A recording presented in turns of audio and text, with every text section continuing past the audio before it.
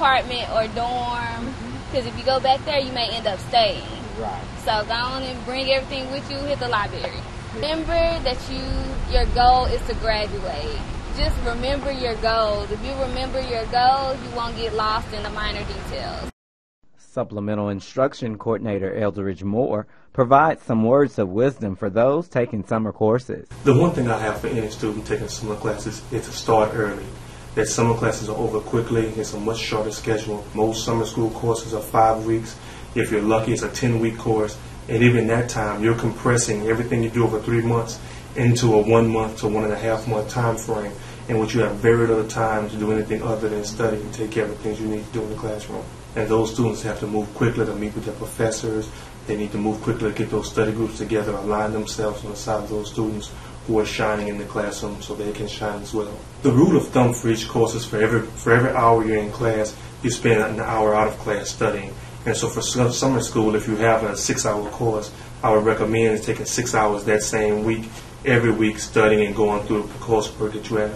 Keep the faith that if you push hard and persevere and keep God first, that you'll be okay going through summer school. Although sitting in class might not be your ideal summer vacation, a higher GPA and a step closer to graduation just might be a perfect trade-off. From the University of North Texas in Denton, this is Mercedes Fuller with OSTN News. It's time now for the OSTN News Poll. CBS aired the first mixed martial arts event on national television this past weekend. Kevin Kimbo Slice Ferguson faced off against James Thompson. And in the midst of the event, Kimbo Slice landed a haymaker on Thompson's left ear, nearly taking the whole thing off his head. What we want to know is MMA fighting too violent for TV? Here's what Clevelanders had to say.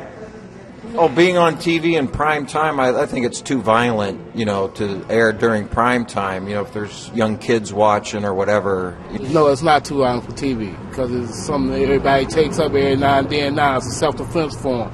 Only people misuse it becomes violent, just like a gun or anything else, or cigarette smoking. I don't think that they should show violence on TV because of the children that are watching, That's pretty violent. It's pretty graphic. Yeah. It's just a fight.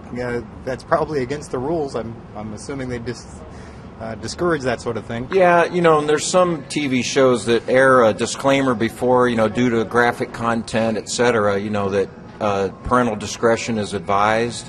I think they should at least advise parents if there is, violent content in it. They should give the warning 24 hours in advance, because if you just flash it on television and the kids are already watching the program, how can you prevent them from doing that?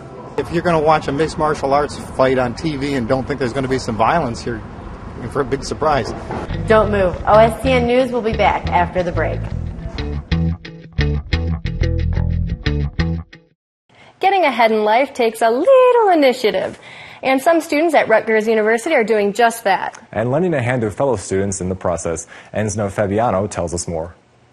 For many college students, life can be pretty hectic. In between class, studying, and extracurricular activities, it can be hard to find time for household chores. To help relieve the stress, 2 students who understand the daily hassles of college life have started a laundry service. Better Than Mom's laundry service is a simple 3-step process. Dirty laundry is picked up from the customer's home and taken to a local laundromat. 48 hours later, it's delivered back, washed, dried, and folded. Better Than Mom's co-founder and Rutgers College senior Mike Ivers believes the business helps to free up students' time. Students and our clients get more time, or they're not going to spend their time doing laundry, which is about, I think we estimated like 40 to 50 hours a semester is spent, waiting for the clothes to dry or wash and then waiting for them to dry and all that stuff. One of the company's customers, Chris Gahopoulos, appreciates the convenience. I hate doing laundry, so it saves time. You give it to them in the morning, later that night, or maybe the next morning they'll give it back, and it's not that expensive, so it helps out a lot. Aside from washing clothes, Better Than Mom's Laundry also donates old clothes to charity. Co-founder and Middlesex County College student Casey Ruff says charity is an important part of their business. Like old raggedy clothes or just like old clothes that you don't wear anymore, like don't fit or something like that. We donate these clothes to like Salvation Army and like charities and stuff like that. Because Mike and I are both Eagle Scouts, so we still like to give back to the community.